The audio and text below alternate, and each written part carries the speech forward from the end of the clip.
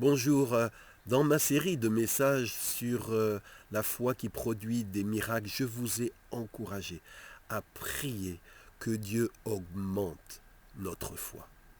Mais attention, on peut prier cela, mais avec des motivations qui ne sont pas justes. L'apôtre Jacques, dans sa lettre, nous dit que nous ne possédons pas parce que nous ne demandons pas.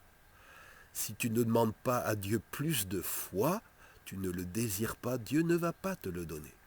Mais Jacques dit que vous demandez, c'est peut-être ton cas, moi ça a été mon cas, je prie pour plus de foi. Et vous ne recevez pas, dit Jacques, parce que vous demandez mal dans le but de satisfaire vos passions.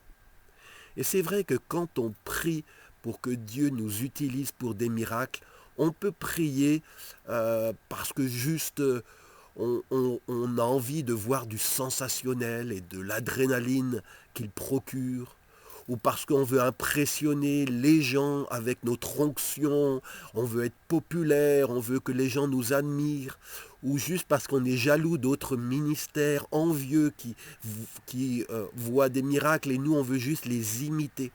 Tout ça, ce sont de mauvaises motivations. Et ce qui me frappe dans l'Évangile, quand on lit les récits de miracles de Jésus, c'est la raison qui le poussait à demander un miracle, à accomplir un miracle. Par exemple, dans l'Évangile de Matthieu au chapitre 20, nous voyons cette histoire des deux aveugles qui crient « Aie pitié de nous, Seigneur, fils de David !» Et on veut les faire taire, ils crient encore plus fort. Et il est dit que Jésus s'arrête et leur demande « Que voulez-vous que je fasse pour vous ?» Et là, ils vont dire Seigneur, on souffre. Seigneur, on a besoin que nos yeux s'ouvrent. Et il est écrit que rempli de compassion, Jésus toucha leurs yeux. Rempli de compassion, c'était ça dans le cœur de Jésus. Il avait pitié de ces deux aveugles et c'est cela qui l'a poussé à accomplir le miracle. Et les deux aveugles ont recouvré la vue. Mes frères, mes sœurs, pour quelle raison désires-tu plus de foi?